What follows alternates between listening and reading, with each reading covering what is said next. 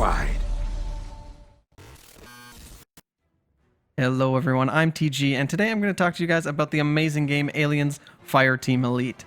To start things off, I'm going to be talking about my favorite class, the Doc, or as I like to call her, Old Sawbones. I'm going to be showing you guys an endgame build for the Doc that is just going to wipe the floor with those xenomorph scum. Now, this build is tailor-made for Horde, however, you can use it in the campaign as well. I've been using it on Intense Horde, and I've gotten to about wave 50 with random players, so I think that's not too bad. This build's going to allow you to heal your team, but also keep the damage up, which is very, very important for every class. So let's dive right in. I'm going to be showing you guys not only my perk tech tree, but also which weapons I'm using. I won't, however, go into what attachments and scopes I'm using, because really, that's all up to you. It's all about your playstyle and what feels best for you. So we're not going to worry too much about that. The first thing I'm going to talk about is what I'm attaching to the trauma station. Now, we all know what trauma station does. You drop it, you heal your allies, everyone's happy. Sometimes you turn it off though, because they might get a little too thirsty. The only two things that I'm attaching to the trauma station are Enhanced Reach 4 and Enhanced Reach 3. Combined, these are going to almost double the radius of your trauma station, goes up to 40%. What I like to do in Horde especially is drop this bad boy in the back corner away from the chest so nobody accidentally gets any healing, and my team basically heals at their leisure. Next is our Field Medic, which increases your cooldown reduction by 15% for every ally that surrounds you, up to 30%, meaning if both of your allies are standing beside you, you get a 30% reduction to all your cooldowns. Now, I'm only going to be attaching one perk to this, and it's Support System. So it's going to increase your passive outgoing healing from your trauma station by 20%, and then allies that stand near you get 15% ability recharge speed. Now for our last skill, the Mighty Weapon of War Combat Stims.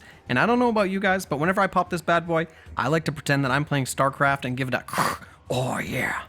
So what Combat Stim does is increase your accuracy and stability by 50%, your stamina regen by 30%, and your movement speed by 15%.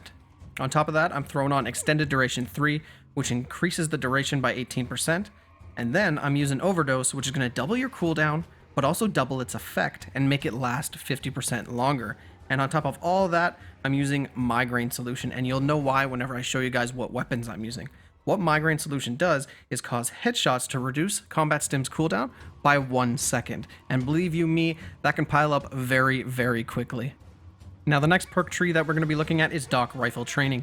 And you might think, this looks like a little bit of overkill, but remember, we're Marines first and Doc second. So, with Doc Rifle Training, Doc Rifle Mastery, and Doc Rifle Expertise, we're going to increase our accuracy, magazine capacity, fire rate, handling, stability, and weak point damage by 15% each. And once again, you'll see why this is so very, very important whenever we look at the weapons, because this build is a damage powerhouse, but don't worry, we're getting there. To finish off our grid, we're going with Bedside Manner, which allows you to pick up downed allies twice as fast, and your entire team's bleed out time is increased by 25%. This is crucial for Horde mode. Then we're using Surgeon Hands, and if you're not using Surgeon Hands, regardless of your class, use it, because you can no longer be interrupted when you're interacting with things, reviving allies, or healing with a first aid kit. It is absolutely paramount to have this skill. Last is Readiness, which increases our movement speed and cooldown reduction by 10%, as well as our reload speed and handling by 20%. So a quick and dirty number crunch for all you guys. Without Field Medic or an active Combat Stim, our Trauma Station has a 40% increased reach, 20% extra healing. Our Combat Stim has a 68% increased duration. Our accuracy, magazine capacity, and fire rate are up 15%. Our handling is up 35%. Our stability and weak point damage are up 15%. Our reload speed is up 20%, and our movement speed and overall cooldown reduction is up 10%. Finally, let's talk about the weapons you want to use. For your main rifle, you're going to be using the Twilight version 4 single shot DMR. Now, don't worry too much about the stats. That's not what it's about. Like I said earlier, pick the muzzle, pick the magazine, pick the optics, all that work for you, your playstyle, what you feel comfortable with. I just really want to show you guys how this gun works and why it's so powerful. Thinking back to our Doc Rifle Training, we're basically turning this thing into a rapid fire sniper rifle. You're gonna one-shot any basic Xeno, as well as make short work of bursters and spitters. The best thing is that with all our perks, This gun is going to shoot so fast. It's hyper accurate. It goes exactly where you want. There's no drop off, and you can fire it in such a quick succession. You almost feel like you have an assault rifle. It's honestly best in class whenever it comes to a rifle. If you haven't tried it, give it a shot and you will not regret it. Now, last and certainly not least is the Type 95 Combat Pistol Hand Cannon. Now, this is a pretty decent sidearm, especially whenever it comes to Horde mode. Whenever you're getting overwhelmed and you unload that Twilight version 4, it's a great option to switch to and quickly unload a magazine, but not sacrifice too much handling in the process.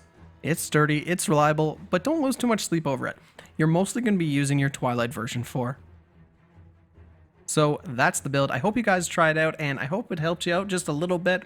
And don't forget, if you want more Aliens Fireteam Elite content, tune into the channel for live streams and more build videos down the road. And as always, I'm TG. If you like what you saw, you know what to do.